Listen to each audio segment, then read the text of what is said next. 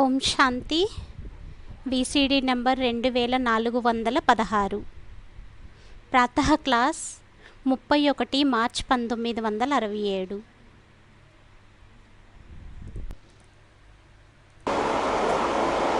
तुम बच्चों को పిల్లలైన మీకు बाप ने తండ్రి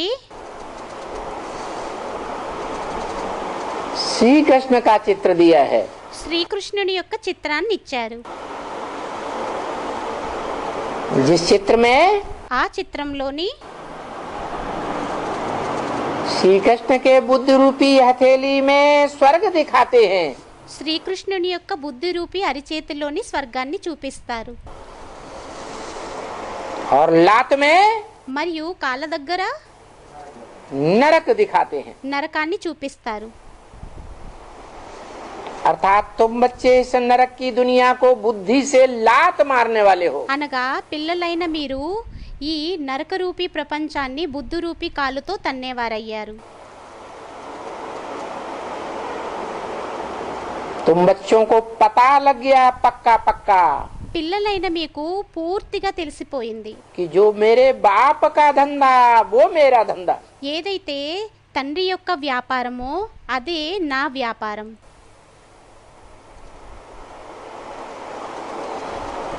मेरा बाप अखूट ज्ञान धनवान, నా తండ్రి తరగని జ్ఞాన ధనవంతుడు.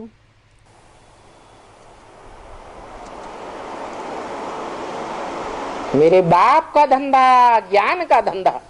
నా తండ్రి యొక్క వ్యాపారం జ్ఞానం యొక్క వ్యాపారం.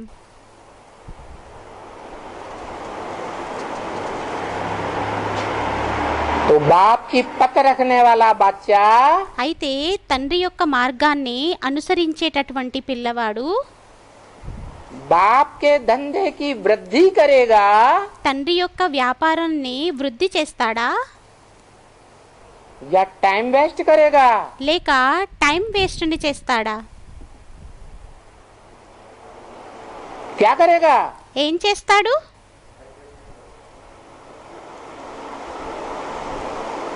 बाप कहते हैं मेरी दिन रात की सेवा है। తండ్రి అంటారు నాకు రాత్రి పగలు సేవ ఉంది. क्या ఏంటి? बाप क्या कहते हैं?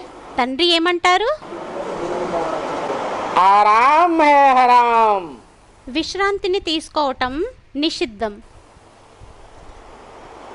तो बच्चों को भी एक ही फुरना लगा रहना चाहिए। అప్పుడు పిల్లలకి కూడా ఒకే చింత ఉండాలి.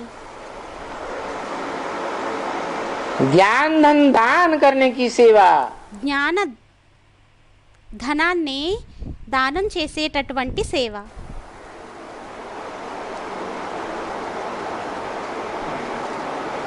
ब्राह्मणों का धंधा क्या? బ్రాహ్మణుల యొక్క వ్యాపారం ఏంటి? ज्ञान देना, జ్ఞానాన్ని ఇవ్వడం, ज्ञान लेना। జ్ఞానాన్ని తీసుకోవడం. ये धंधा करते हैं ఈ వ్యాపారాన్ని చేసినట్లయితే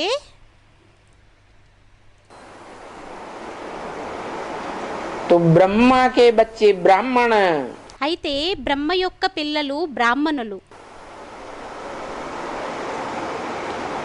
असली ब्राह्मण। అసలైన బ్రాహ్మణులు. नहीं तो आज की दुनिया में जैसे ब्राह्मण कहे जाते हैं, లేకుంటే ఈ రోజుల్లో ఏ విధంగానైతే బ్రాహ్మణులుగా అనిపించుకుంటారో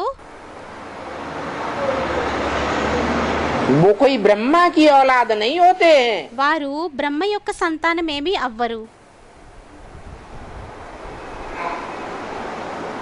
नहीं तो उन हद और बेहद के ब्राह्मणों से पूछो, లేకుంటే ఆ హద్దు బేహద్దు యొక్క బ్రాహ్మణులని అడగండి.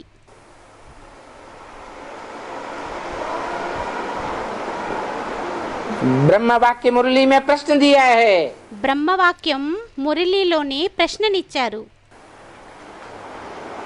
उन ब्राह्मणों से पूछो ఆ బ్రాహ్మణులను అడగండి.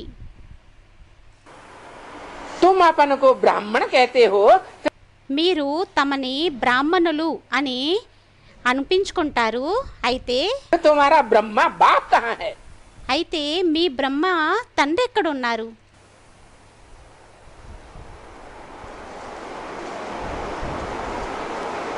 वो ब्राह्मण बेचारे बाहरे हो जाएंगे। పాపం ఆ బ్రాహ్మణులు అప్పుడు నీరు కారిపోతారు. या तो कहेंगे सूक्ष्म वतनवासी हो गया। లేకుంటే అంటారు సూక్ష్మ వతనవాసి అయిపోయారని. तो बोलो, तो बोलो, అయితే చెప్పండి, तुम्हारा बाप सूक्ष्म वतनवासी, तुम कहाँ से टपक पड़े? మీ తండ్రి సూక్ష్మ వతనవాసి అయినట్లయితే మీరెక్కడి నుండి ఊడిపడ్డారు?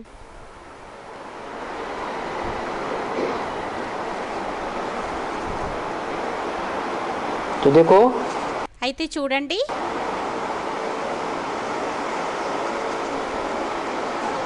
हम बच्चों का तो प्रैक्टिकल बाप है, మనకైతే ప్రాక్టికల్గా తండ్రి ఉన్నారా या सूक्ष्म वतनवासी हो गया? లేక సూక్ష్మ వతనవాసిగా అయిపోయారా? है या नहीं है? ఉన్నారా లేక లేరా? है। ఉన్నారు.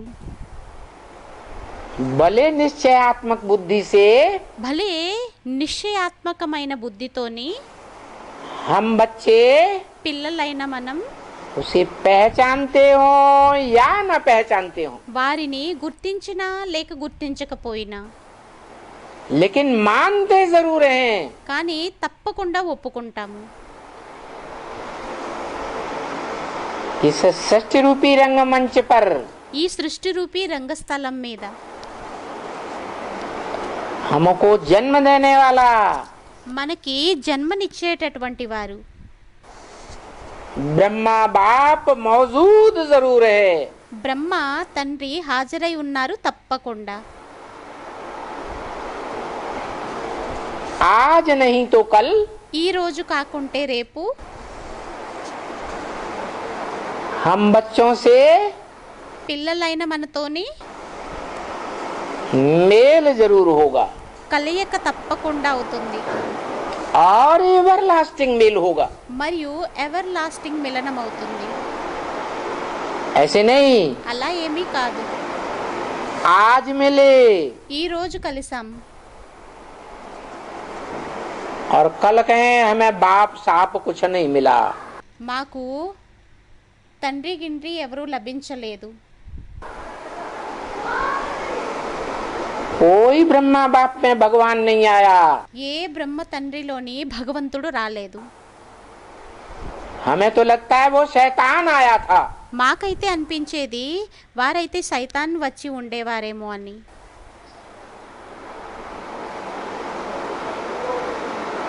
निश्चयात्मक बुद्धि నిశ్చయాత్మకమైన బుద్ధి जो गीता में है, ఏదైతే గీతలోని ఉందో निश्चय बुद्धि నిశ్చయ బుద్ధి विजयते, విజయంతి,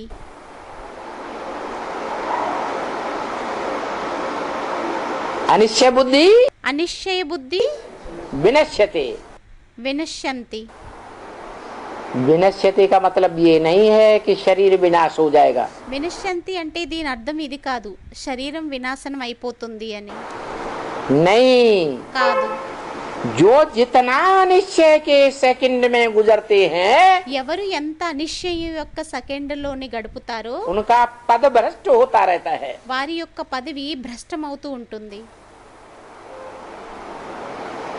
एक सेकंड भी अनिश्चय में गुजरा ఒక్క సెకండు కూడా అనిశ్చయంలో గడిపాము అంటే खुशी उड़ जाती है। ఖుషి ఎగిరిపోతుంది. नहीं तो లేకుంటే इस सृष्टि रूपी रंगमंच का ఈ సృష్టి రూపీ రంగస్థలం యొక్క डायरेक्टर निराकार बाप, డైరెక్టర్ నిరాకారుడు తండ్రి, जो सदा पर्दे के पीछे रह करके प्रॉम्प्टिंग करता है, ఎవరైతే సదైవం తెర వెనుక ఉండి డైరెక్షన్ ఇస్తూ ఉంటారో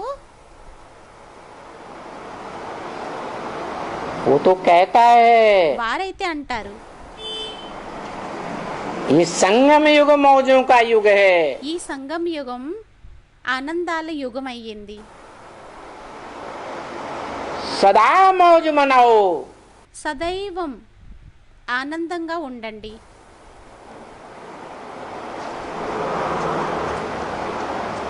सदा मौज मनाएंगे, సదైవం ఆనందంగా గడిపినట్లయితే शूटिंग पीरियड में షూటింగ్ పీరియడ్లోని रिहर्सल काल में सदा मौज मनाएंगे, రిహర్సల్స్ టైంలోని సదైవం ఆనందంగా గడిపినట్లయితే तो ब्रॉड ड्रामा में भी सदा मौज मनाएंगे। అప్పుడు బ్రాడ్ డ్రామాలోని కూడా ఆనందంగా గడుపుతాము. यहाँ थोड़े समय भी ఇక్కడ కొద్ది సమయం కూడా अनिश्चय का अनुभव किया, అనిశ్చయం యొక్క అనుభవాన్ని చేసుకున్నామంటే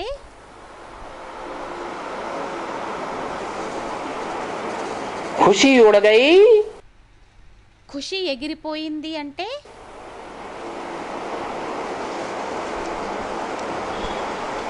मृत्यु के घाट पहुंच गए।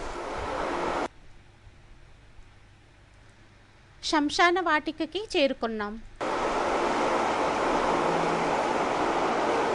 पद का विनाश हो जाता है। పదవి యొక్క వినాశనం అయిపోతుంది.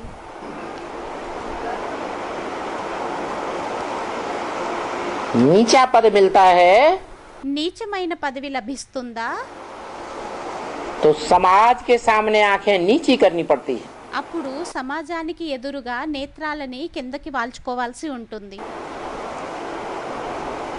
क्योंकि ఎందుకంటే यहाँ ऊंचे ते ऊंचा भगवंत बाप आकर के ఇక్కడ ఉన్నతోన్నతుడైన భగవంతుడు తండ్రి వచ్చి राजयोग सिखाते हैं, రాజయోగాన్ని నేర్పిస్తారు. जिससे हम जन्म जन्मांतर के राजा बनते हैं। దాని ద్వారా మనం జన్మ జన్మాంతరాల యొక్క రాజులుగా అవుతాము. बाप हमें प्रजा योग सिखाने नहीं आया है, తండ్రి మనకి ప్రజాయోగాన్ని నేర్పించడం కోసం రాలేదు, राजा बनाने आया है। రాజుగా తయారు చేయడం కోసం వచ్చారు, स्वाधीन बनाने आया है। స్వాధీనంగా తయారు చేయడం కోసం వచ్చారు. राजा के अलावा రాజు తప్ప राज्य में जो भी भांति होते हैं రాజ్యంలో ఎంతమంది అయితే సభ్యులుంటారో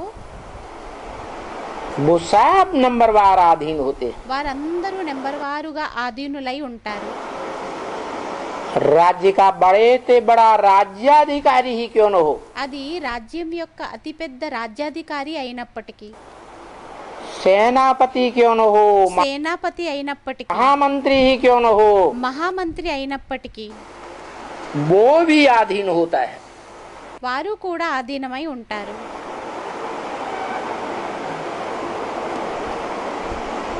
छोटे मोटे अधिकारियों का तो कहना ही क्या, ఇంకప్పుడు ఎవరైతే చిన్న చిన్న అధికారులు ఉంటారో వారి గురించి అయితే ఇంకేం చెప్పడం. छोटे मोटे अधिकारियों के घर में तो दास दासियां भी होते हैं। చిన్న చిన్న అధికారుల యొక్క ఇళ్లల్లోని దాసదాసీలు కూడా ఉంటారు.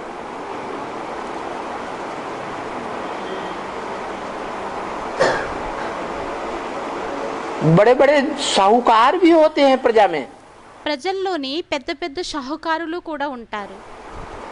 उनके घरों में भी ढेर की ढेर दास दासियां होते हैं। వారి ఇళ్లల్లోని కూడా అనేకం దాసదాసీలు ఉంటారు. वो सब अधीन। వారందరూ ఆధీనులు.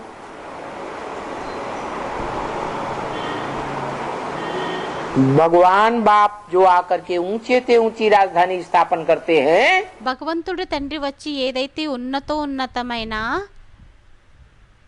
రాజధానిని స్థాపన చేస్తారో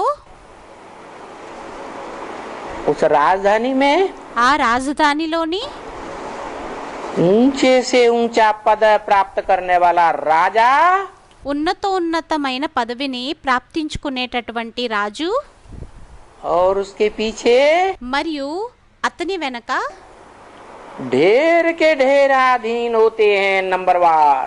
నెంబర్ వారుగా అనేకం మంది ఆధీనులవుతారు.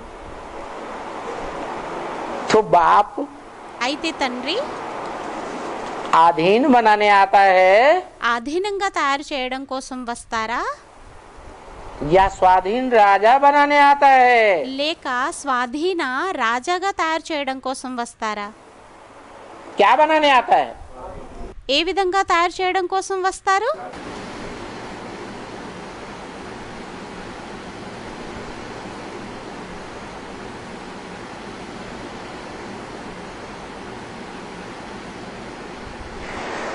ऐसी राजधानी बनाने आता है ఎటువంటి రాజధానిని స్థాపన చేయడానికి వస్తారంటే अव्वल नंबर की राजधानी మొదటి నెంబర్ యొక్క రాజధాని जिसे वसुधैव कुटुंबकम कहा जाता है। దేనినైతే వసుదైవ కుటుంబం అని అంటారు. सारी वसुधा के మొత్తం వసుధ అంతటి యొక్క सभी धर्म के मनुष्य मात्र అన్ని ధర్మాల యొక్క మనుష్య మాత్రులు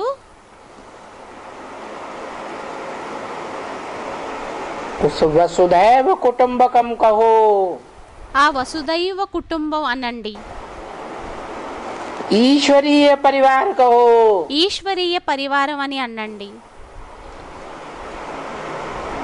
नर से डायरेक्ट नारायण बनने वाले का राज्य कहो, నరుడి నుండి డైరెక్ట్ గా నారాయణుడుగా అయ్యేటటువంటి రాజ్యం అనండి.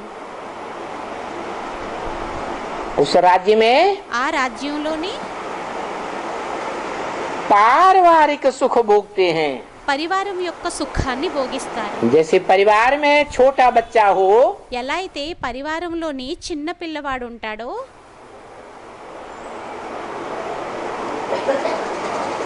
छोटा बच्चा भी कहेगा చిన్న పిల్లవాడు కూడా అంటాడు, मेरा राज्य, నా రాజ్యం, मेरा कारखाना, నా ఫ్యాక్టరీ, मेरे बाप का कारखाना। నా తండ్రి యొక్క ఫ్యాక్టరీ फकुर से बोलेगा, గర్వంతో అంటాడు. माने అనగా यथा राजा యథారాజా तथा प्रजा की తథా ప్రజ యొక్క पारिवारिक अनुभूति सभी को होती है। పరివారం యొక్క అనుభూతి అందరికీ అవుతుంది. ऐसा राज्य और ऐसी राजधानी और ऐसा राजा बनाता है। అటువంటి రాజ్యం, అటువంటి రాజధాని, ఆ విధమైన రాజుగా తయారు చేస్తారు. आज की कलयुगी दुनिया में कोई भी देश ऐसा नहीं है। ఈ కలియుగి ప్రపంచంలోని అటువంటి దేశం ఏదీ లేదు. जहाँ यथा राजा तथा प्रजा अनुभव करती हो, ఎక్కడైతే యథారాజా తథా ప్రజ అనుభవాన్ని చేసుకుంటుందో. होता है क्या?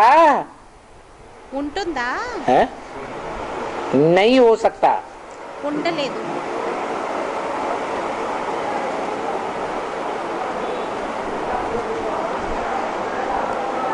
आज की कलयुगी दुनिया में ఈ కలియుగి ప్రపంచంలోని जो भी राजाइयाँ चल रही हैं, प्रजातंत्र राज्य जिसे कहा जाता है, ఎన్నైతే రాజాయిలు నడుస్తున్నాయో, దేనినైతే ప్రజాతంత్ర రాజ్యం అని అంటారో, वो उल्टा हो गया। అది ఉల్టాగా అయిపోయింది, వ్యతిరేకంగా అయిపోయింది.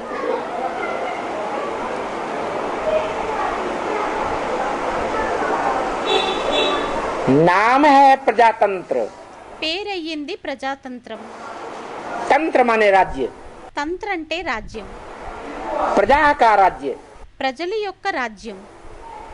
और हर देश में देखा जाए మరియు ప్రతి దేశంలో చూసినట్లయితే तो प्रजा ही पिटती है। అయితే ప్రజలే పీడించబడతారు. और प्रजा के ऊपर शासन करने वाले जो बैठे हुए हैं कुर्सियों पर, మరియు ఎవరైతే కుర్చీల మీద ప్రజల మీద శాసనాన్ని చేసేటటువంటి వారు కూర్చొని ఉన్నారో वो पीटने वाले हैं। వారు పీడించేటటువంటి వారు అయ్యారు.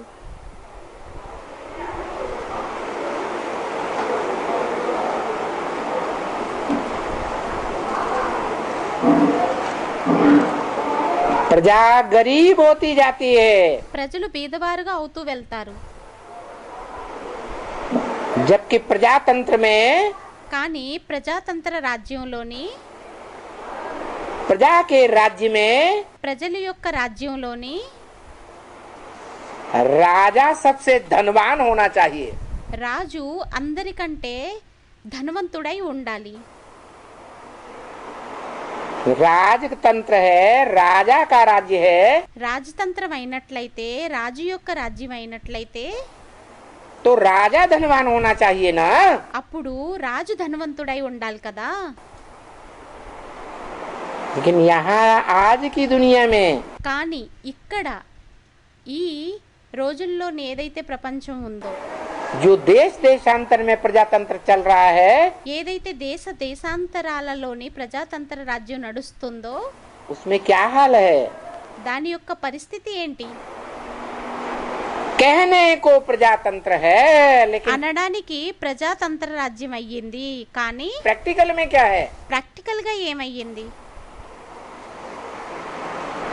प्रजा का राज्य है ప్రజల యొక్క రాజ్యం అయ్యిందా, या शासकों का राज्य है? లేక శాసకుల యొక్క రాజ్యం అయ్యిందా? प्रजा दिन ब दिन गरीब होती जाती है, ప్రజలు రోజు రోజుకు బీదవారుగా అవుతూ వెళ్తున్నారు, और साहूकार दिन ब दिन మరియు షాహుకారులు రోజు రోజుకి साहूकार होते जा रहे हैं। షాహుకారులుగా అవుతూ వెళ్తున్నారు। गरीबों की गरीबी बढ़ती जा रही है, బీదవారి యొక్క బీదరికం పెరుగుతూ వెళ్తుంది, और साहूकारों की మరియు షాహుకారుల యొక్క साहूकारी बढ़ती जा रही है। షాహుకారి అనేది పెరుగుతూ వెళ్తుంది।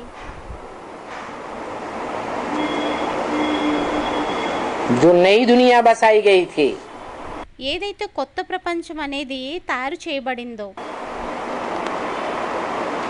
ऊंचते ऊंच बाप ఉన్నతమైన తండ్రి हेवनली गॉड फादर के द्वारा హెవెన్లీ గాడ్ ఫాదర్ ద్వారా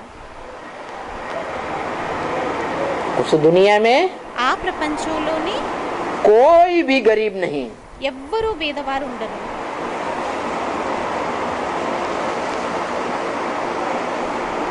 क्योंकि ఎందుకంటే वो राजा का शासन नहीं था, అది రాజుల యొక్క శాసనం ఉండేది కాదు,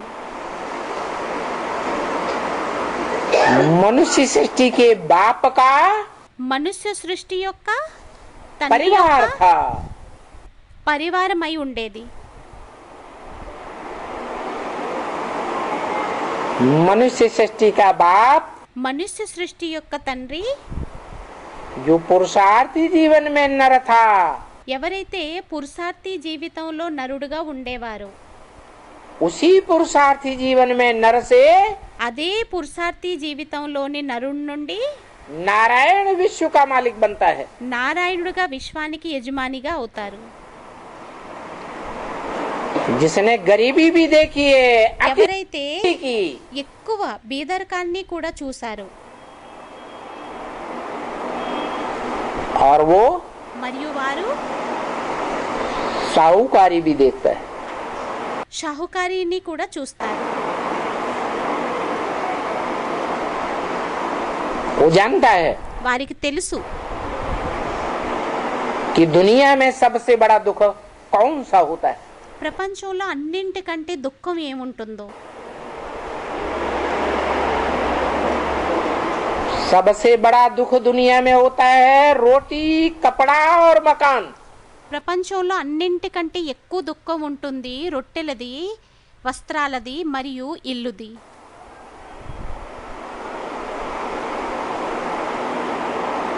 जिनको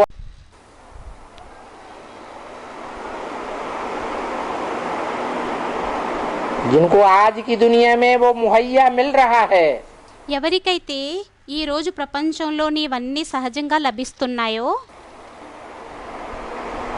उन्हें अनुभव नहीं है। వారికి అనుభవం లేదు।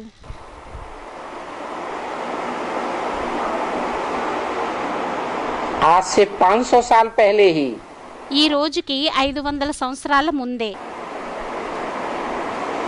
तुलसीदास ने तो लिख दिया था, తులసీదాస్ జీ అయితే వ్రాసేశారు,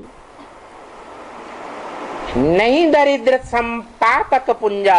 నహి దరిద్ర సం పాపక పుంజ. दरिद्रता अर्थात गरीबी के समान దరిద్రత అనగా బీదరిక సమానంగా पापों का ढेर कोई भी नहीं होता। పాపాల యొక్క కుప్ప ఇంక ఏమీ ఉండదు. जिसके पापों का ढेर बहुत बड़ा हो जाता है, ఎవరి పాపాల యొక్క కుప్ప చాలా ఎక్కువగా పెరిగిపోతుందో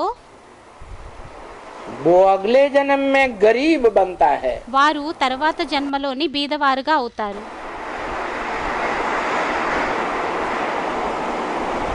रोटी, कपड़ा రొట్టెలు, వస్త్రాలు और मकान के लिए మరియు ఇల్లు కోసం दर दर भटकना पड़ता है। ఇంటింటికి తిరగాల్సి వస్తుంది.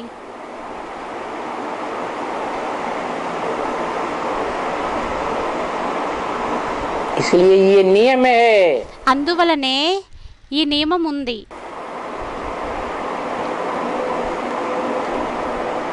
कि जो भी धर्म पिताएं हुए हैं, ఎంతమంది అయితే ధర్మపితలు అయ్యారో उन सबको धर्म के धक्के खाने पड़ते हैं। వారందరికీ ధర్మం యొక్క ఎదురు దెబ్బల్ని తినాల్సి వస్తుంది.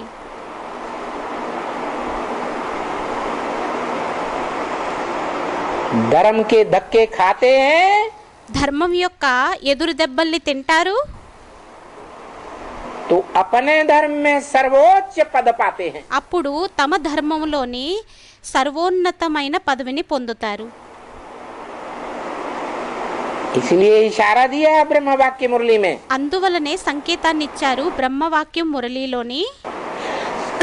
आज की 500-700 करोड़ मनुष्य सृष्टि में ఈ రోజు 500-700 కోట్ల మనుష్య సృష్టిలోని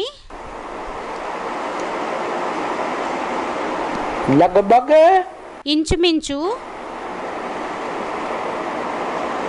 आधी जनसंख्या సగం జనసంఖ్య अर्थात 200-250 करोड़ मनुष्य అనగా 200-250 కోట్లు మనుష్యులు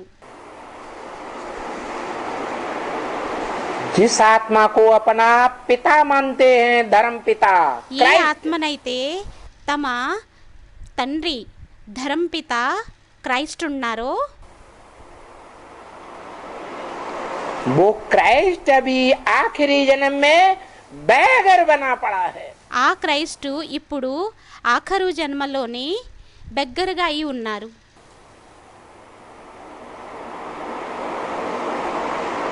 क्रिश्चियंस को सुनकर के क्रोध आएगा। క్రిస్టియన్లకి విని క్రోధం వస్తుంది. आज की दुनिया में हम अमेरिकन क्रिश्चियंस ఈ రోజు అమెరికన్స్ అయినా మేము క్రిస్టియన్లమే, हम यूरोपियंस మేము యూరోపియన్స్, हम रशियंस మేము రష్యన్స్, इतने बड़े बड़े धनाढ्य ఇంత పెద్ద పెద్ద ధనవంతులమే, महलमाड़ियों अटारियों वाले మేడలు మిద్దెలు కలిగి ఉన్న వారిమి,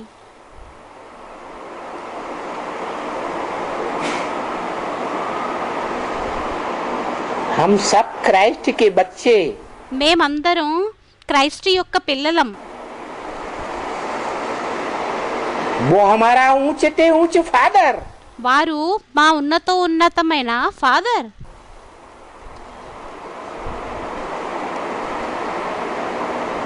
हम जिस इबादत घर में जाते हैं మేము ఏ ప్రార్థనా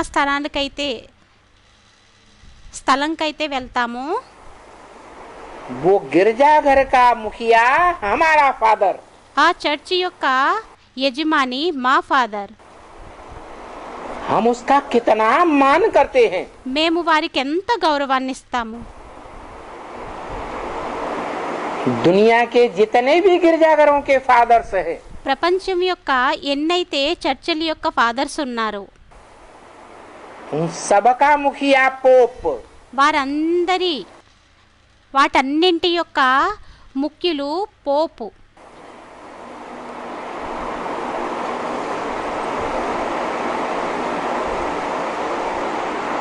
कितना उसका ऊंचा मर्तबा। ఎంత వారి యొక్క ఉన్నతమైన పదవి. अरे वो तो आखिरी जन्म का पोप है। అరే వారైతే లాస్ట్ జన్మ యొక్క పోప్ అయ్యారు.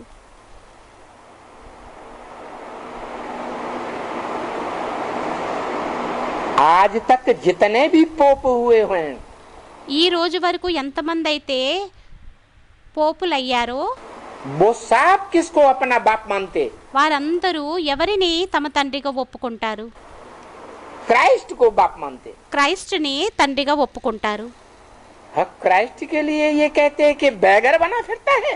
ఆ క్రైస్ట్ కోసం ఇదంటారా బెగ్గరగా అయి తిరుగుతున్నారని? वो भीख मांग रहा है। వారు అడుక్కుంటున్నారు.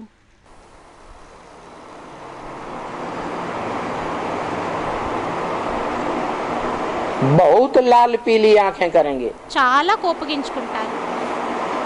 लेकिन किसके ऊपर क्रोध करेंगे? కానీ ఎవరిపైన క్రోధం చేస్తారు?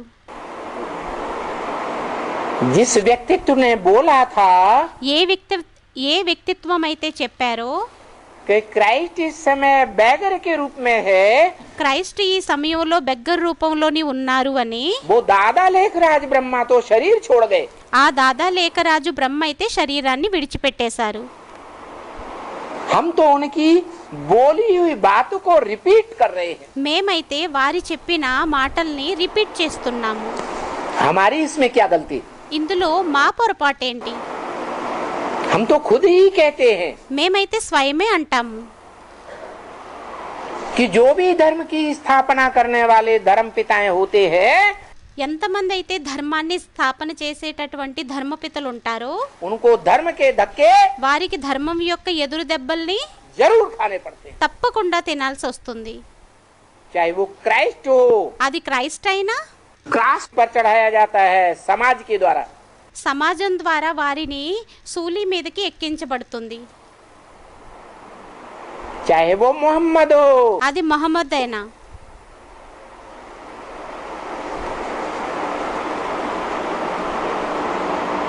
गली गली में पिटाई होती है। వీధి వీధిలోని దెబ్బలు తింటారు. आज तक मुसलमान ఈ రోజు వరకు ముసల్మాన్లు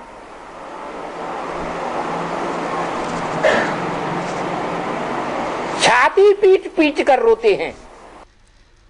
ఛాతిని కొట్టుకొని ఏడుస్తూ ఉంటారు. हाय हुसे हम न हुए, हाय हुसे हम न हुए।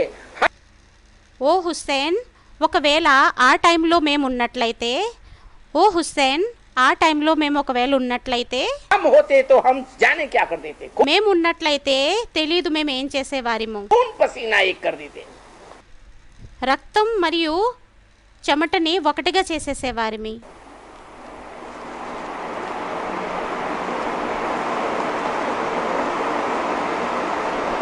महात्मा बुद्ध మహాత్మ బుద్ధుడు बौद्धियों का धर्म पिता, బౌద్ధీల యొక్క ధర్మపిత. चीन जापान देश చైనా, జపాన్ దేశం बड़े बड़े धर्मखंड, పెద్ద పెద్ద ధర్మఖండాలు. सभी धर्मखंडों के అన్ని ధర్మఖండాల యొక్క धर्म पिताओं के जीवन चरित्र को देख लो। ధర్మపితల యొక్క జీవిత చరిత్రని చూడండి. उन्होंने सबने धर्म के धक्के खाए हैं। వారందరూ ధర్మం యొక్క ఎదురు దెబ్బల్ని తిన్నారు. धर्म के धक्के खाते हैं ధర్మం యొక్క దెబ్బల్ని ఎదురు దెబ్బల్ని తింటారు.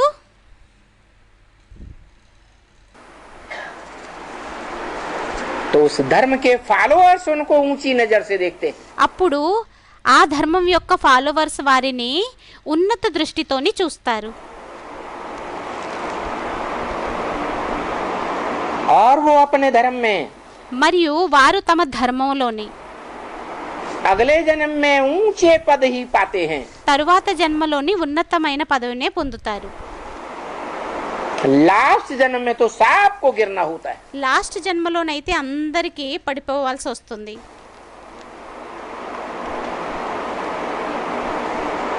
वो तो सब धर्म पिताएं हैं। వారైతే అందరూ ధర్మపితలయ్యారు. द्वैतवादी दुनिया के। ద్వైతవాది ప్రపంచం యొక్క जिस द्वैतवादी दुनिया में दो दो धर्म होते हैं, ఆ ద్వైతవాది ప్రపంచంలోని రెండు రెండు ధర్మాలు ఉంటాయి.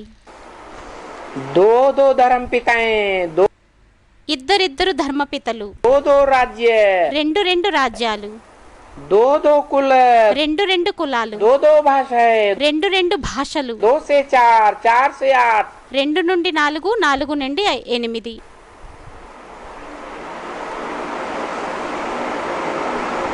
झगड़ा बढ़ता ही जाता है।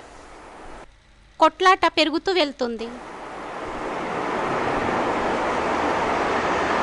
कि द्वैतवादी दुनिया के धर्म पिताएं भी ग्रेट फादर्स कहे जाते हैं। ఈ ద్వైతవాది ప్రపంచం యొక్క ధర్మపితలు కూడా గ్రేట్ ఫాదర్స్ అని అనబడతారు.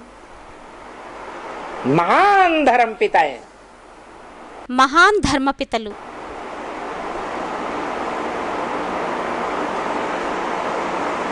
परंतु उन सबकी हिस्ट्री 2500 साल की है। కానీ వారి అందరి యొక్క హిస్టరీ 2500 సంవత్సరాలది.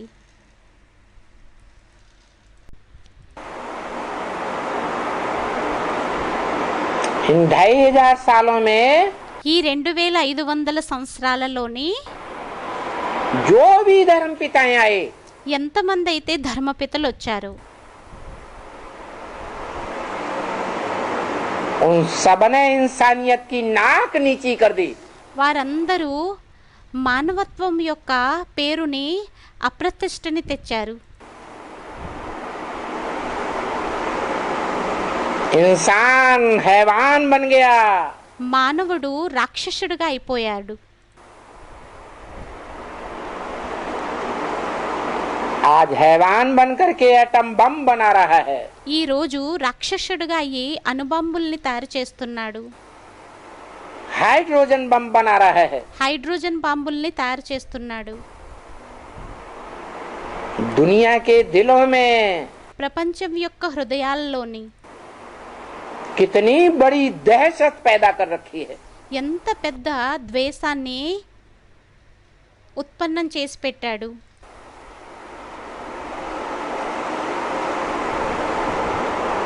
कल क्या होगा? రేపేమవుతుందో? सारी इंसानियत सकते में आ गई। మొత్తం మానవత్వం అంతా సందేహంలోకి వచ్చేసింది.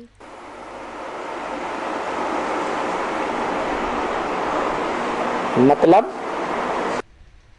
దీని అర్థం इन 2500 वर्षों में ఈ 2500 సంవత్సరాల్లోని इन द्वैतवादी देहधारी धर्म पिताओं ने ఈ దేహధారి ధర్మపితలు ఎవరైతే ఉన్నారో, और खासकर इनके फॉलोअर्स ने ముఖ్యంగా వీరి యొక్క ఫాలోవర్స్ देह अहंकार में आकर దేహ అహంకారంలోకి వచ్చి सारी मनुष्य सृष्टि की मेंटलिटी को नीचा गिराया है। మొత్తం మనుష్య సృష్టి యొక్క మెంటాలిటీని కిందకి దిగదార్చాయి.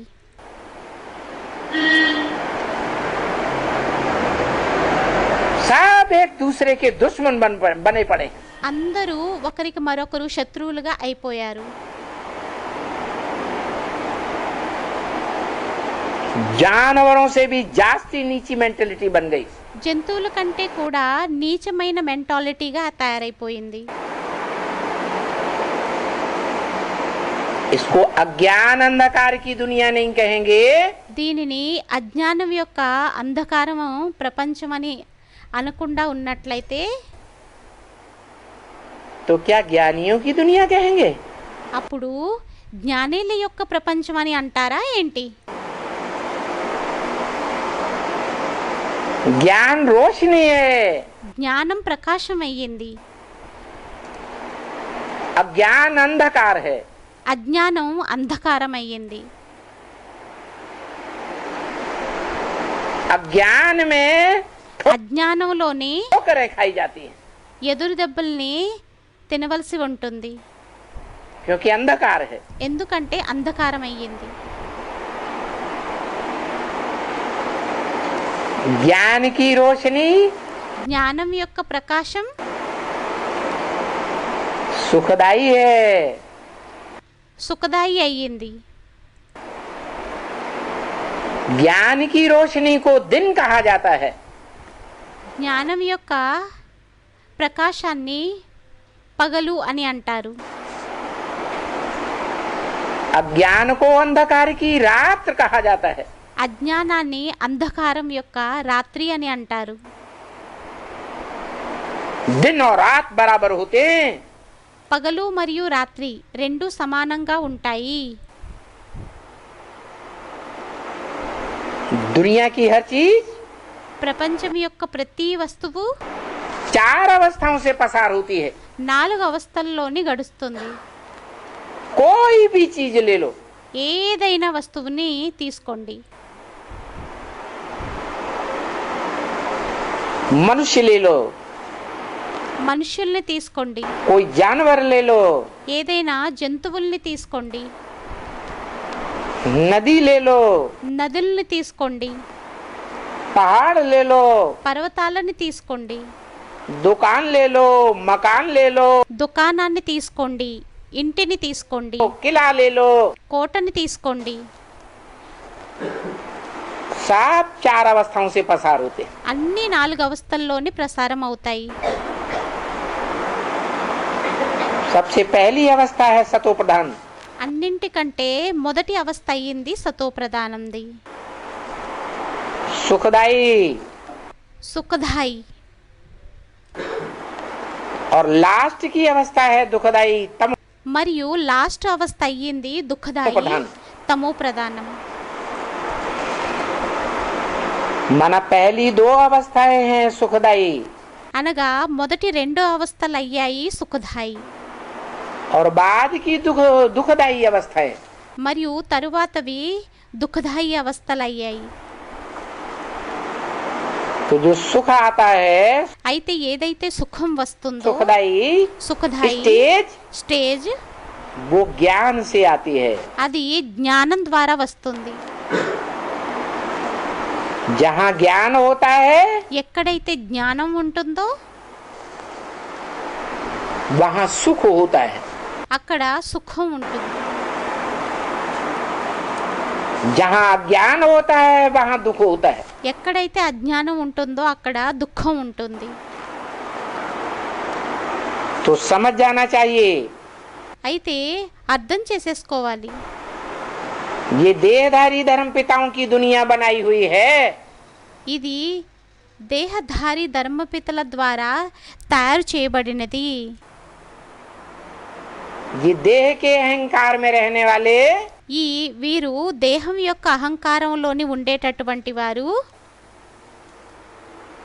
5 तत्वों से बने हुए इस देह को बड़ा महत्व देते हैं। పంచతత్వాలతోని తయారు చేయబడినటువంటి ఈ దేహానికి చాలా మహత్వాన్ని ఇస్తారు।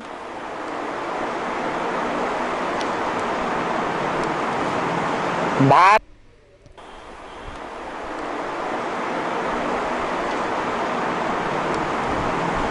भारत में इन 5 तत्वों को पंचभूत कहा जाता है।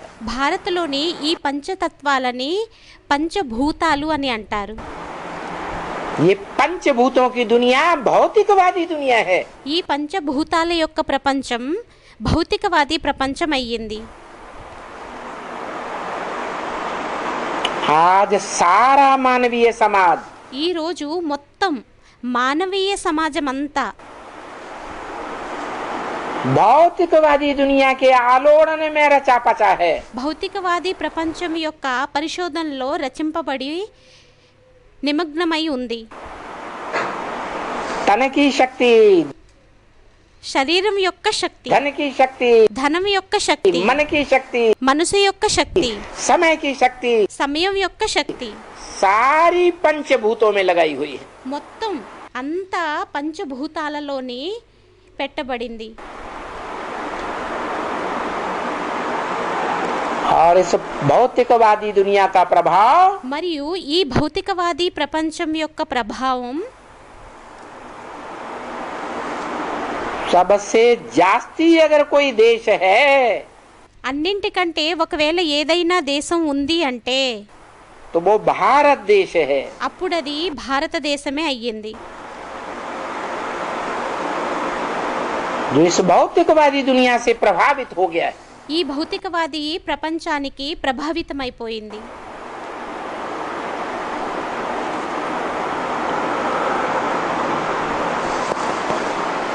किसी को पता नहीं ఎవ్వరికీ తెలియదు कि पंचभूतों से बनी हुई इस देह में जो పంచభూతాలతో తయారు చేయబడినటువంటి ఈ దేహంలోని ఏదైతే आत्मा है ఆత్మ ఉందో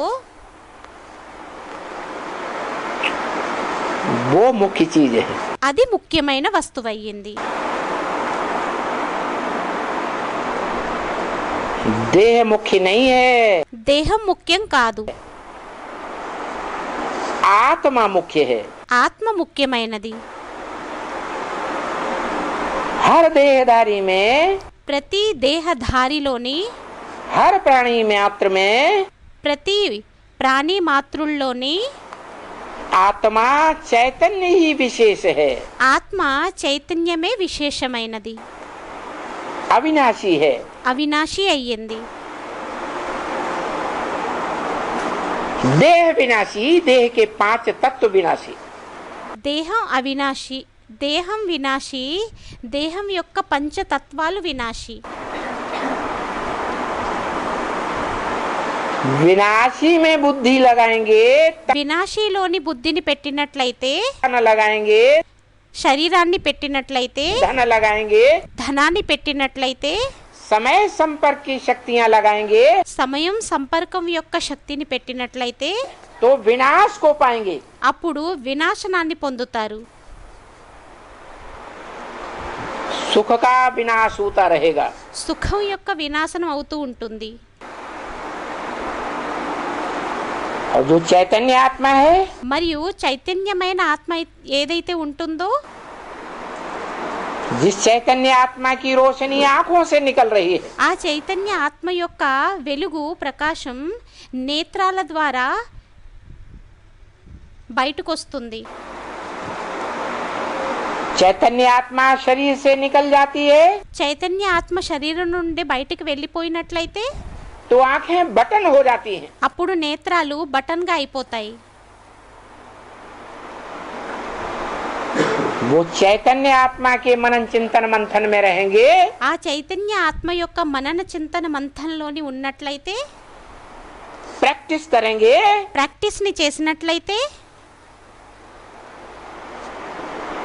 तो सुखमयी जीवन जिएंगे। అప్పుడు సుఖమయ జీవితాన్ని జీవిస్తారు।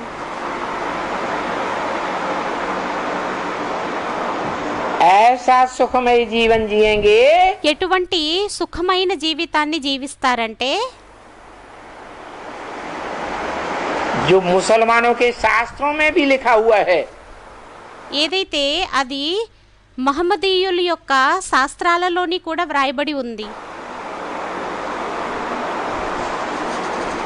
कि जब इस दुनिया में ఎప్పుడైతే ఈ ప్రపంచంలోని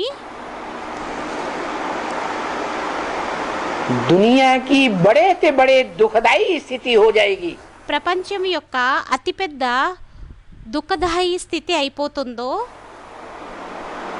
इस दुनिया में कयामत बर्पा होगी।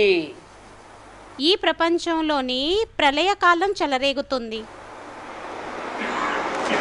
उस टाइम पर ఆ సమయంలోని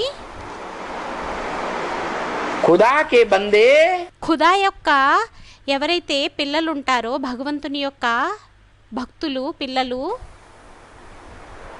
जो रूहानियत की स्टेज में रहेंगे, ఎవరైతే ఆత్మిక యొక్క స్టేజ్లో స్థిరమై ఉంటారో, रूह माने आत्मा, రూహ్ అంటే ఆత్మ, आत्म की स्मृति में रहने वाले होंगे, वो ఆత్మిక స్మృతిలోని ఉండేటటువంటి వారు ఎవరైతే ఉంటారో बड़े मौज में रहेंगे। వారు చాలా ఆనందంలోని ఉంటారు।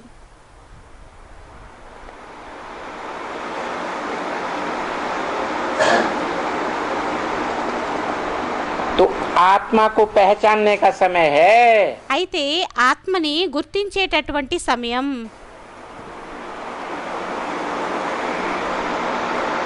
अविनाशी सुख पाने का समय है। అవినాశి సుఖాన్ని పొందేటటువంటి సమయం.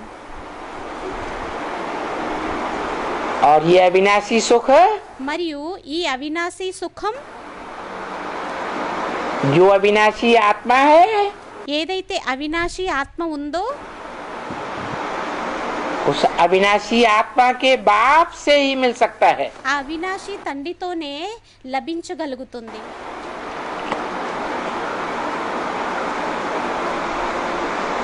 वो आत्मा का अविनाशी बाप ఆ ఆత్మ యొక్క అవినాశి తండ్రి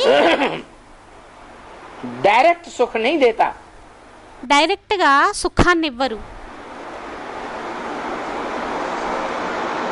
सुख का रास्ता बताता है। సుఖం యొక్క మార్గాన్ని చెబుతారు. अगर डायरेक्ट सुख देता हो ఒకవేళ డైరెక్ట్ గా సుఖాన్ని ఇచ్చినట్లయితే तो 500-700 करोड़ मनुष्यों को बराबर सुख दे दे। అప్పుడు 500-700 కోట్ల మనుష్యులకు అందరికీ సమానంగా సుఖాన్ని ఇచ్చేయాలి.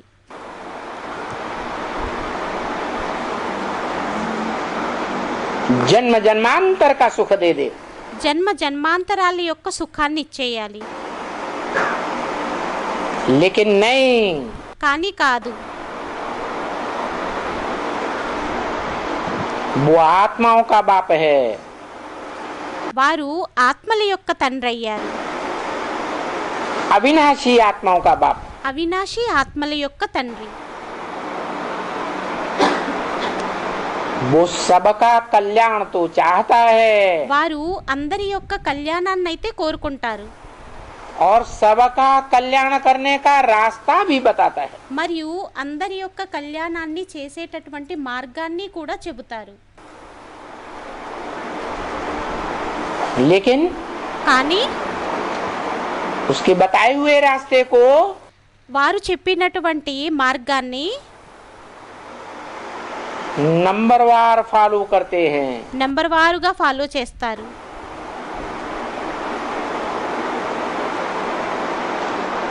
फॉलो करने वाले एक जैसे नहीं है फॉलोअर्स। ఫాలో చేసేటటువంటి ఫాలోవర్స్ ఒకేలాంటి వారు కాదు.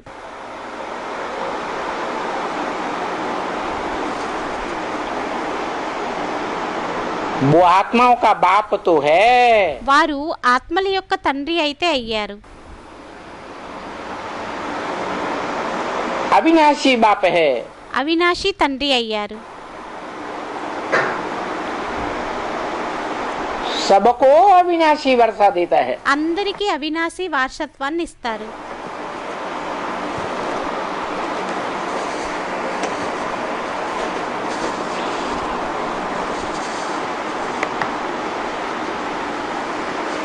लेकिन लेने वाले नंबरवार हैं। కానీ తీసుకునేటటువంటి వారు నెంబర్ వారుగా అయ్యారు. क्यों? ఎందుకు? क्योंकि ఎందుకంటే कोई आत्माएं हैं కొంతమంది ఆత్మలు ఉన్నారు,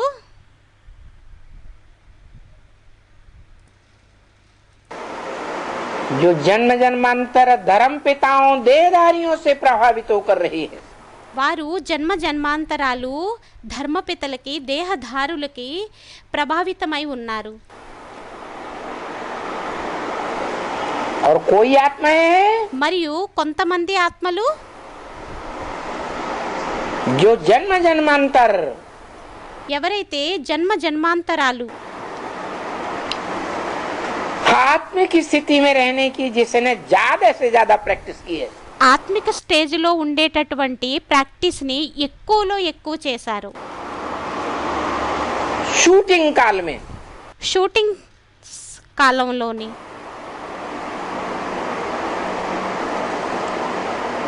संगम युग के रिहर्सल काल में సంగం యుగం యొక్క రిహర్సల్ సమయంలోని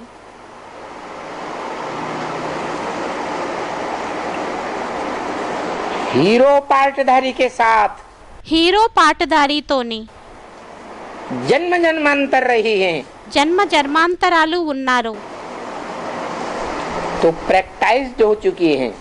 అయితే ప్రాక్టీస్ అయిపోయింది.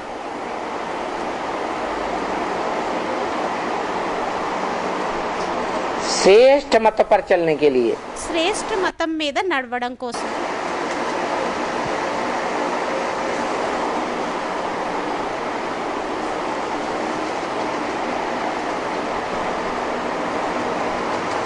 तो అయితే हर आत्मा में ప్రతి ఆత్మలోని अपने अपने प्रकार का प्रभाव पक्का हो चुका है. తమ తమ सब ప్రకారమైన ప్రభావం పక్కాగా అయిపోయింది. भाव पक्का हो चुका है. స్వభావం పక్కాగా అయిపోయింది. जैसे नाली के कीड़े का स्वभाव होता है, ఎలా అయితే మురికి గుంటలో ఉండేటటువంటి పురుగు యొక్క స్వభావం ఉంటుందో, नाली के कीड़े को नाली में से निकाल करके साफ सुथरे ईश्वर की वो మురికి గుంటలో ఉండేటటువంటి పురుగుని తీసి శుభ్రంగా ఉండేటటువంటి స్థానంలో सूर्य के प्रकाश में रख दो. సూర్యుని యొక్క ప్రకాశంలోని పెట్టేయండి. वो तिल मिलाएगा, बिल मिलाते हुए फिर नाली में घुस जाएगा. అది విలవిలలాడిపోయి బిలబిలా కొట్టుకొని మళ్ళీ వెంటనే అది మురికి గుంటలోకి వెళ్ళిపోతుంది.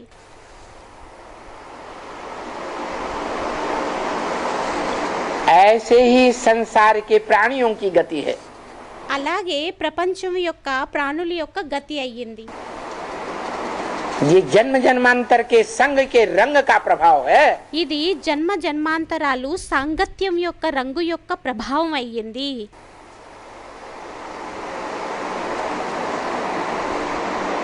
ये तो सत्य बात है. ఇదైతే సత్యమైన విషయం.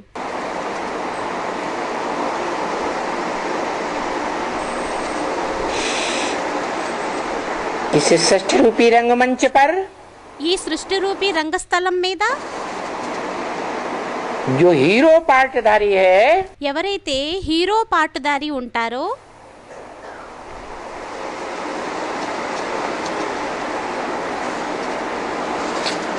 हीरो की तरफदारी करने वाली आत्माओं को హీరో యొక్క పార్ట్కి సపోర్ట్ ఇచ్చేటటువంటి ఆత్మలు ఎవరైతే ఉంటారో विशेष सहयोग देता है. విశేషమైన సహయోగాన్ని ఇస్తారు.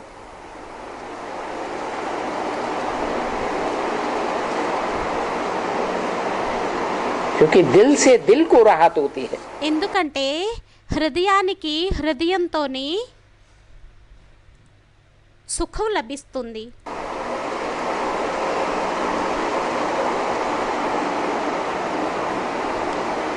वो मानवीय हीरो पार्टधारी है.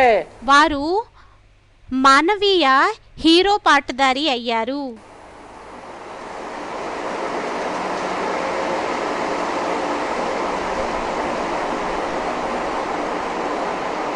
इंसान की इंसानियत को महत्व देता है.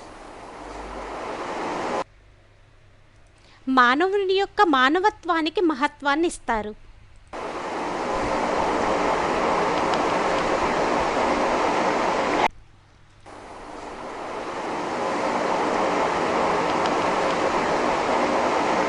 हैवान को तरजीह नहीं देता. రాక్షసుడికి ప్రాధాన్యతనివ్వరు. परंतु కానీ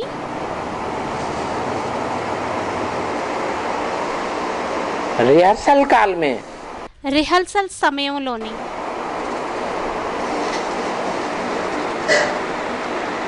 जब ऊंचे के ऊंचा भगवंत माने जाने वाली सुप्रीम सोल ఎవరైతే ఉన్నతుడైన భగవంతుడిగా అనిపించుకునేటటువంటి సుప్రీం సోల్ इस सृष्टि पर आती है, ఈ సృష్టి మీదకి వస్తారో तो उसे आप समान बनाती है. అప్పుడు తనని తమ సమానంగా తయారు చేస్తుంది. अर्थात అనగా सर्वे सब भवन्तु सुखिनः. సర్వే భవంతు సుఖినః. सब सुखी रहें। అందరూ సుఖీలుగా ఉండాలి. चाहे सर्प का स्वभाव वाला हो, అది సర్పం యొక్క స్వభావం కలిగిన వారైనా కూడా, चाहे बिच्छू टिंडन का स्वभाव वाला हो, అది తేళ్ళు మండ్ర కప్పల్ లాంటి స్వభావం వారైనా उसको भी मदद करनी है। వారికి కూడా సహయోగాన్ని ఇవ్వాలి. सुखी बनाना है। సుఖీగా తయారు చేయాలి. पहले तो मनुष्यों की बात है, మొదటైతే మనుష్యుల యొక్క విషయం అయ్యింది. क्योंकि मनुष्यों का बाप है। ఎందుకంటే మనుష్యుల యొక్క తండ్రి అయ్యారు.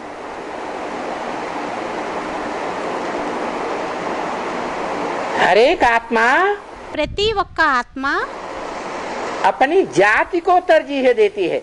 మొదట తమ జాతికి ప్రాధాన్యతనిస్తుంది. तो मनुष्यों का काम है, इंसान का काम है, అయితే మనుష్యుల యొక్క పని అయ్యింది, మానవుని యొక్క పని అయ్యింది. इंसानों को सहयोग देना। మానవులకి సహయోగాన్ని ఇవ్వడం. लेकिन पहचान देनी पड़ती है కానీ పరిచయాన్ని ఇవ్వవలసి ఉంటుంది. कि इंसान कौन है ఏమనంటే మానవుడెవరు, और हैवान कौन है। మరియు రాక్షసుడెవరు. इंसान का मतलब ही है शान में रहने वाला। ఇన్సాన్ యొక్క అర్థం ఏంటి అంటే షాన్లో ఉండేటటువంటి వారు, టీవీలో ఉండేటటువంటి వారు. देह की शान में रहने वाला नहीं, దేహం యొక్క టీవీలో ఉండేటటువంటి వారు కాదు. देह के अहंकार में रहने वाला नहीं, దేహం యొక్క అహంకారంలో ఉండేటటువంటి వారు కాదు. क्योंकि हम देह नहीं हैं, ఎందుకంటే మనం దేహం కాదు, हम तो आत्मा हैं। మనమైతే ఆత్మమే. आत्मा की शान में रहने की बात है। ఆత్మ యొక్క టీవీలోనే ఉండేటటువంటి విషయం. हम राजा नहीं हैं, మనం రాజు కాదు, आत्मा है। ఆత్మమే. हम आत्मा बाप के बच्चे हैं। మనం ఆత్మలమే, తండ్రి యొక్క పిల్లలం. बाप जिस तन में आता है उसका नाम ब्रह्मा रखता है। తండ్రి ఏ శరీరంలోనైతే వస్తారో వారి పేరుని బ్రహ్మ అని పెడతారు. तो हम ब्रह्मा के बच्चे ब्राह्मण हैं। అయితే మనం బ్రహ్మ యొక్క పిల్లలం, బ్రాహ్మణులమే. ब्राह्मणों का काम है బ్రాహ్మణుల యొక్క పని అయ్యింది आत्मिक स्थिति में रहना, ఆత్మిక స్థితిలోని ఉండడం, आत्मा के बाप को याद करना ఆత్మల యొక్క తండ్రిని స్మృతి చెయ్యడం, और सभी को ये पहचान देना మరియు అందరికీ ఈ పరిచయాన్ని ఇవ్వాలి. कि तुम देह नहीं हो। ఏమనంటే మీరు దేహం కాదు, देह विनाशी होती है। దేహం వినాశి అవుతుంది. देह में దేహంలోని जो अविनाशी आत्मा है, ఏదైతే అవినాశి ఆత్మ ఉందో, जिसकी रोशनी आंखों से निकल रही है, దాని యొక్క ప్రకాశం నేత్రాల ద్వారా వెలువడుతుందో, वो आत्मा अविनाशी है। ఆ ఆత్మ అవినాశి అయ్యింది. देह का विनाश हो जाता है దేహం యొక్క వినాశనం అయిపోతుంది. तो भी आत्मा रहती है। అయినా కూడా ఆత్మ ఉంటుంది. और आत्मा మరియు ఆత్మ सबसे जास्ती सुख भोगने वाली भी होती है। అన్నింటికంటే ఎక్కువ సుఖాన్ని భోగించేటటువంటిదై కూడా ఉంటుంది. और आत्मा ही सबसे जास्ती दुख भोगने वाली भी होती है। మరియు ఆత్మే అన్నింటికంటే ఎక్కువ దుఃఖాన్ని భోగించేటటువంటిదై కూడా ఉంటుంది. सुख कैसे मिलता है? సుఖం ఎలా లభిస్తుంది? दुख कैसे मिलता है? దుఃఖం ఎలా లభిస్తుంది? क्या कर्म करें जो सुखी ही सुख मिले? ఏం కర్మని చెయ్యాలి ఏదైతే సుఖమే సుఖం లభించడం కోసం? क्या कर्म करें ఏం కర్మని చెయ్యాలి जो दुख न मिले? ఏదైతే దుఃఖం లభించకుండా ఉండడం కోసం?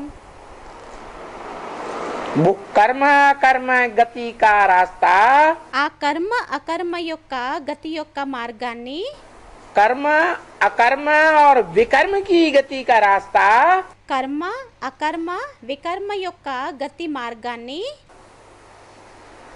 ऊंचे ते ऊंचा भगवंत आकर के बताता है। ఉన్నతో ఉన్నతుడైన భగవంతుడు వచ్చి చెబుతారు. क्योंकि ఎందుకంటే और सब मनुष्य आत्माएं जन्म मरण के चक्र में आने वाली हैं। మనుష్య మాత్రులందరూ జనన మరణ చక్రాల్లోకి వచ్చేటటువంటి వారయ్యారు. इसलिए पूर्व जन्मों की सारी बात भूल जाती है। అందువలనే పూర్వజన్మల యొక్క అన్ని విషయాలని మర్చిపోతారు. कोई को जन्म जन्मांतर की सच्चाई याद नहीं रहती है। ఎవ్వరికి జన్మ జన్మాంతరాల యొక్క సత్యత అనేది గుర్తుండదు.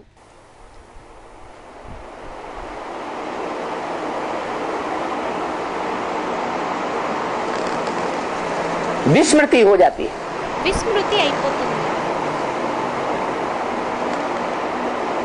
क्योंकि ఎందుకంటే मृत्यु एक ऐसा एक्सीडेंट है మృత్యువు ఎటువంటి యాక్సిడెంట్ అయ్యిందంటే बड़े ते बड़ा एक्सीडेंट।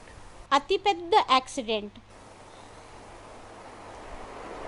जैसे मनुष्य के जीवन में कोई बड़ा एक्सीडेंट होता है, ఎలా అయితే మనుష్యుల యొక్క జీవితంలో ఏదైనా పెద్ద యాక్సిడెంట్ అయినట్లయితే, सर कुचल जाता है, తల పగిలిపోయినట్లయితే, वाह खुदा न खास्ता जीवित बच गया, ఒకవేళ ఏదో కారణం చేత బ్రతికినట్లయితే तो पहले की सारी बातें भूल जाती है।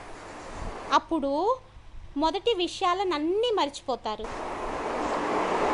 ऐसे ही అలాగే ये मृत्यु भी एक महान एक्सीडेंट है। ఈ మృత్యు కూడా పెద్ద యాక్సిడెంట్ అయ్యింది.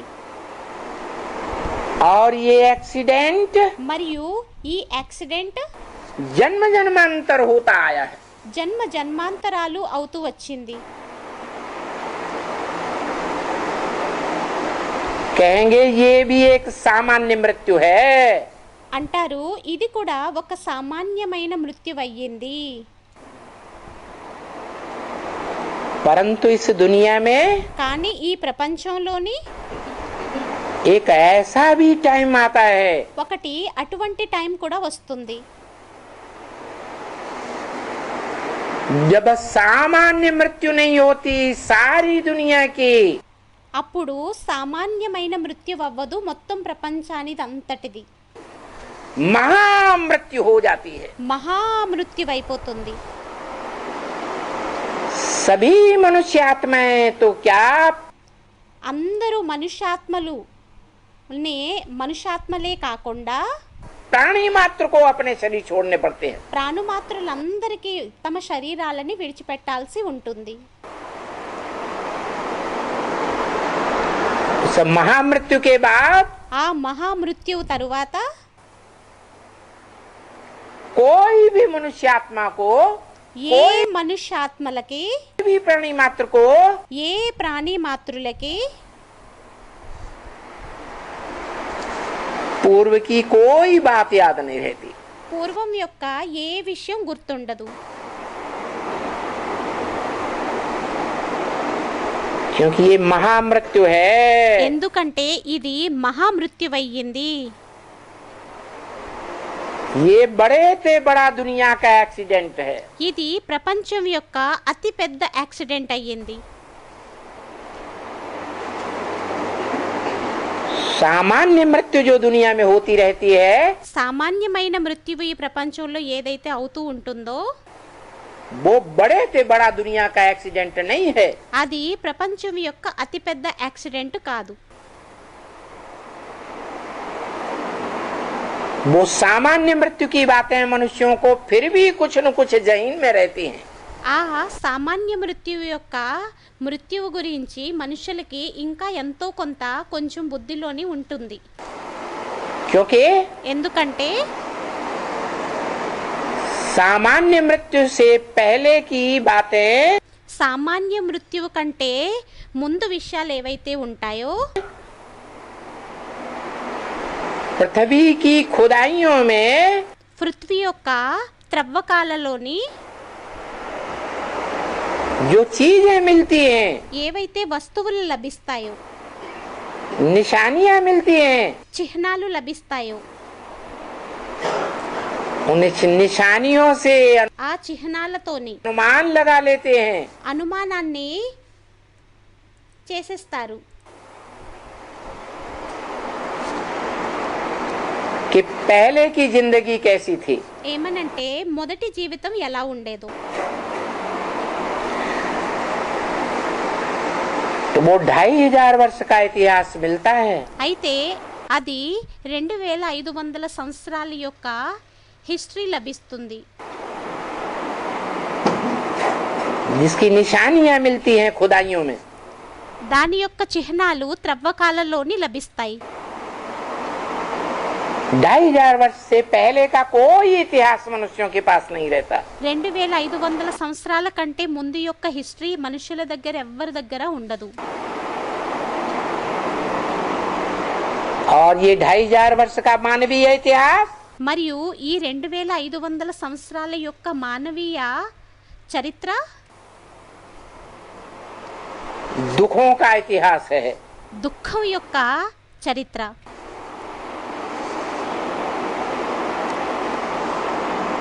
देवताओं की सुखी जिंदगी का इतिहास नहीं है. దేవతల యొక్క సుఖమైన జీవితం యొక్క చరిత్ర కాదు.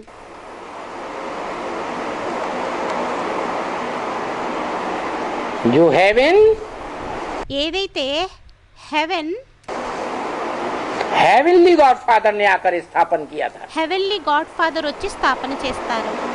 जिस हेवन में सुखी ही सुख होते हैं, ఆ హెవెన్లోని సుఖమే సుఖం ఉంటుంది, दुखों का नाम निशान नहीं होता. దుఃఖాలు అనేవి పేరుకి చిహ్నాలకి కూడా ఉండవు. और देहधारी मनुष्यों के द्वारा మరియు దేహధారి మనుష్యుల ద్వారా जो भी धर्म पिताएं आए, ఎంతమంది అయితే ధర్మపితలు వచ్చారో उन धर्म पिताओं के द्वारा जो धर्म स्थापन होते हैं, ఆ ధర్మపితల ద్వారా ఏదైతే ధర్మం స్థాపన అవుతుందో उन धर्मों में दुख ही दुख बढ़ता जाता है. ఆ ధర్మాలలోని దుఃఖమే దుఃఖం పెరిగిపోతూ ఉంటుంది. यहाँ तक कि सुख का नाम निशान नहीं रहता. ఎంతవరకు అంటే సుఖం యొక్క పేరు చిహ్నాలే ఉండవు.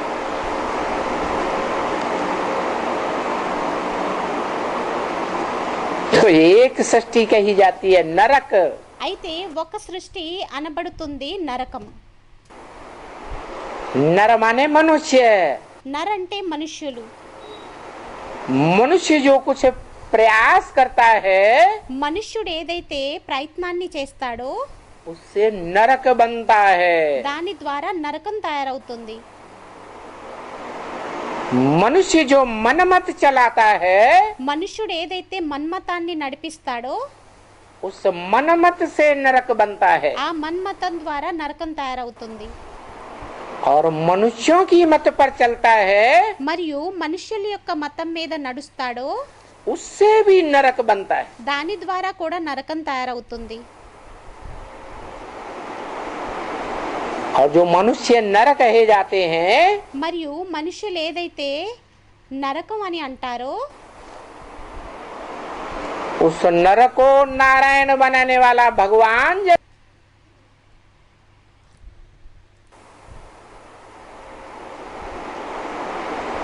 और जो मनुष्य नर कहे जाते हैं మరియు ఏ మనుష్యుడైతే నరుడు అని అనబడతారో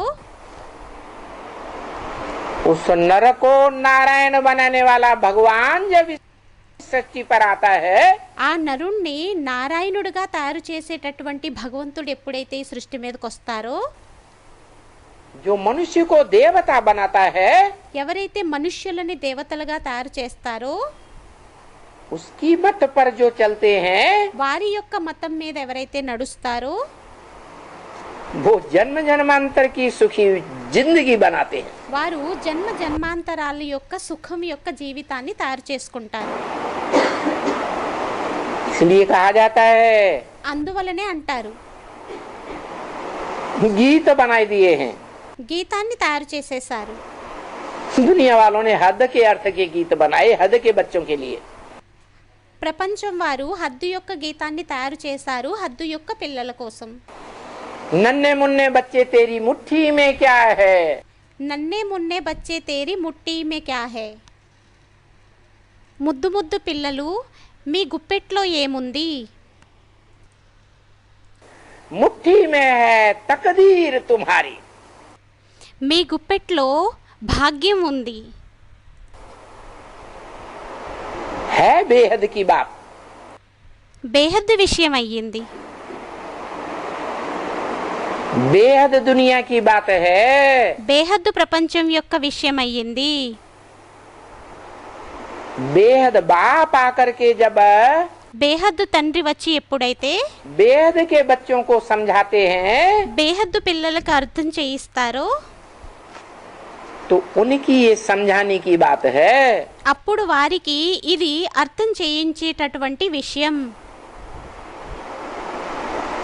कि हे मनुष्य सृष्टि के बच्चे, ఓ మనుష్య సృష్టి యొక్క పిల్లలు तुम आत्मिक स्थिति का पुरुषार्थ करने में बच्चा बुद्धि हो। మీరు ఆత్మిక స్థితి యొక్క పురుషార్థముని చేయడంలోని బాల్య బుద్ధివారు। क्या మంచిది।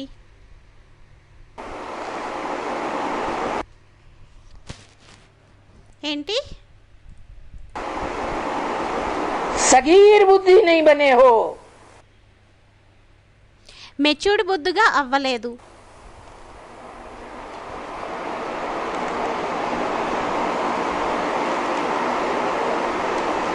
सगीर बुद्धि बन जाएंगे మెచ్యూర్డ్ బుద్ధిగా అయిపోయినట్లయితే तो तुम बाप को पूरा पूरा पहचान लेंगे। అప్పుడు మీరు తండ్రిని పూర్తిగా గుర్తించేస్తారు।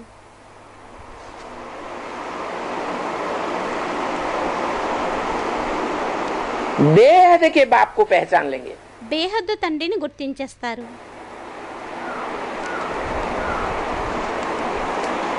जो बेहद का बाप विश्व पिता कहा जाता है। ఏ తండ్రి అయితే విశ్వపిత, బేహద్దు తండ్రి విశ్వపిత అని అనబడతారు। विश्व की बादशाही लेता है तब విశ్వం యొక్క బాద్షాహిని తీసుకుంటారు, विश्व पिता कहा जाता है। అప్పుడు విశ్వపిత అని అనబడతారు। विश्व की राजाई ऐसे नहीं मिल जाती है। విశ్వం యొక్క రాజాయి అలాగే లభించేయదు। राजाई उन्हीं को मिलती है రాజాయి ఎవరికి లభిస్తుందంటే जो लड़ाई करते हैं पहले। ఎవరైతే మొదట యుద్ధాన్ని చేస్తారో, लड़ाई के बाद ही राजाई स्थापन होती है। యుద్ధం తర్వాతే రాజాయి స్థాపన అవుతుంది।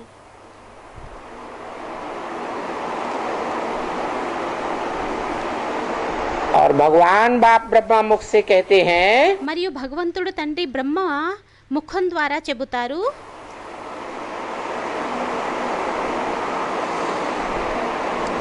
ये बड़े ते बड़ी दुनिया की लड़ाई तुम बच्चों के सामने खड़ी है। ఈ ప్రపంచం యొక్క అతిపెద్ద యుద్ధం పిల్లలైన మీ ఎదురుగా నిలబడి ఉంది। जिसका नाम है महाभारी महाभारत ग्रह युद्ध। దాని పేరే అయ్యింది మహాభారీ మహాభారత గ్రహ యుద్ధం। ग्रह युद्ध इसलिए कहा గృహ యుద్ధం అని ఎందుకన్నారంటే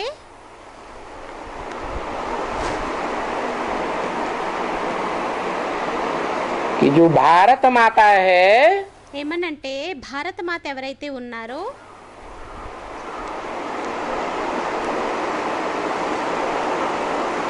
गृहिणी है ना, గృహిణి అయ్యారు కదా, कि जड़ जमीन है, లేక జడ భూమి అయ్యిందా? है? भारत माता है माना चैतन्य है। భారత మాత అంటే చైతన్యమైనది. जो कहते हैं भारत माता की जय, ఏదైతే అంటారో భారత్ మాతాకి జై అని, जड़ जमीन की जीत और हार होती है क्या? జడమైన భూమి యొక్క ఓటమి మరియు గెలుపు ఉంటుందా ఏంటి?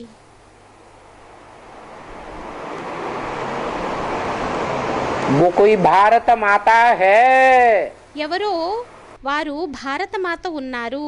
ఆమె जहाँ से ये लड़ाई निकलती है दुनिया में, ఎక్కడి నుండైతే ఈ యుద్ధం మొదలవుతుందో ఈ ప్రపంచంలోని, और सारी दुनिया को भस्म कर देती है। మరియు మొత్తం ప్రపంచాన్నంతటినీ భస్మం చేసేస్తుంది. जो ब्रह्म वाक्य मुरली में बोला, ఏదైతే బ్రహ్మ వాక్యాన్ని మురళీలోని చెప్పారో,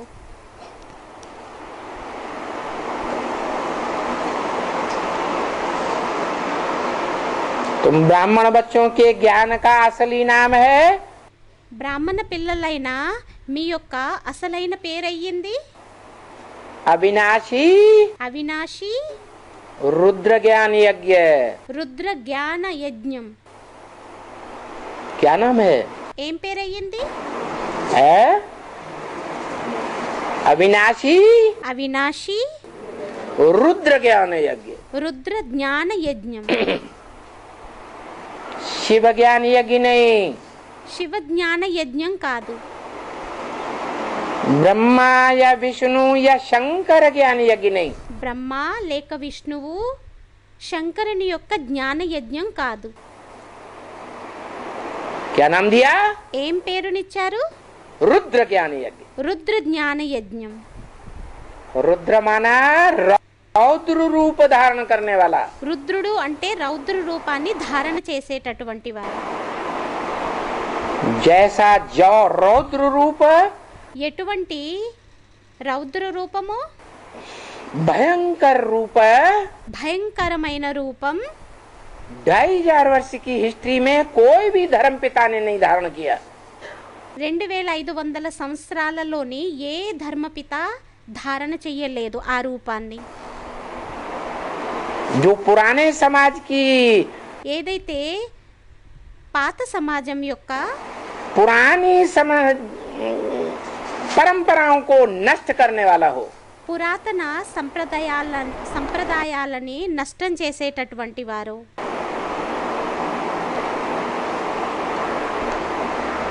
ये एक ही रुद्र है संसार में। వీరు ప్రపంచంలోని ఒక్కరే రుద్రుడయ్యారు. जो इतना रौद्र रूप धारण करता है, వారు అటువంటి రౌద్ర రూపాన్ని ధారణ చేస్తారు.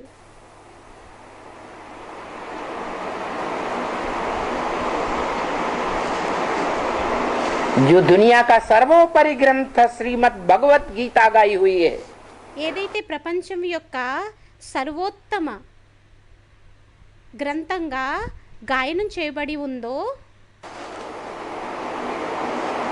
उसमें लिखा हुआ है శ్రీమద్ భగవద్గీత దానిలోని వ్రాయబడింది. वो बोलता है रौद्र रूप धारण करके, వారు అంటారు రౌద్ర రూపాన్ని ధారణ చేసి, सर्वधर्मान परित्यज्य సర్వధర్మాన్ పరిత్యజ్య मामेकम शरणम व्रज। మామేకం శరణం వ్రజ. क्या कहता है? ఏమంటారు? सब धर्मों को त्याग दे, అన్ని ధర్మాలని త్యాగం చేసేయండి, मेरी शरण में आ जा। నా శరణలోకి వచ్చేయండి. सब धर्मों को त्यागेगा అన్ని ధర్మాలని త్యాగం చేసినట్లయితే तो धर्म पिताओं को नहीं त्यागेगा అప్పుడు ధర్మపితలని త్యాగం చెయ్యరా? है?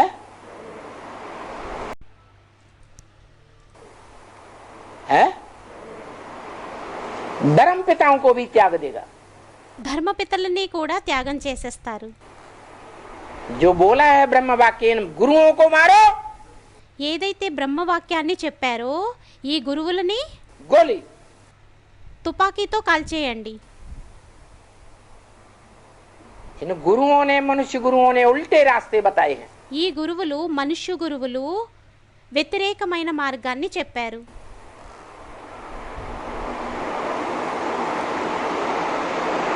हमारी तो बेहद की भाषा है, మనదైతే బేహద్దు భాష అయ్యింది.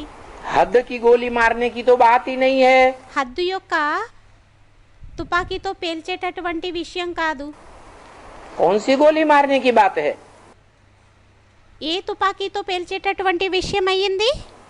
है ज्ञान की गोली मारो।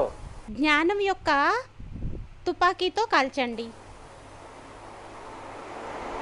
भले आग बबूला हो जाएं तो हो जाएं, భలే భలే కోపంతో మండిపోతే మండిపోని.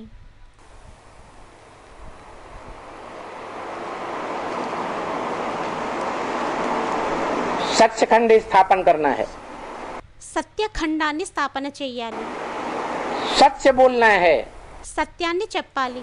सच खाना है। సత్యాన్ని తినాలి. नहीं तो दुनिया में तो उल्टी चाल है। లేకుంటే ప్రపంచంలోనైతే వ్యతిరేకమైన నడవడిక. झूठ है लेना, झूठ है देना, झूठ है भोजन, झूठ चबेना। అసత్యాన్ని తీసుకోవటం, అసత్యాన్ని ఇవ్వడం, అసత్య భోజనం, అసత్యాన్ని నమలడం.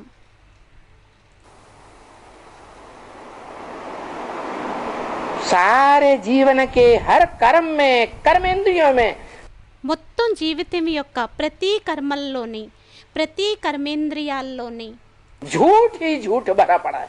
అసత్యమే అసత్యం నిండి ఉంది. तुम बच्चों को तो सचखंड स्थापन करना है। పిల్లలైన మీకైతే సత్యఖండాన్ని స్థాపన చెయ్యాలి. तुम्हारा तो सच्चा पातशाह आया हुआ है। మీ యొక్క సత్యమైన బాద్షాహ్ వచ్చి ఉన్నారు, చక్రవర్తి. सच्चे बादशाह की आर्डर पर चलना है। సత్యమైన బాద్షాహ్ యొక్క ఆర్డర్ మీద నడవాలి. तुम्हारी रूहानी मिलिट्री है। మీది ఆత్మిక మిలిటరీ అయ్యింది.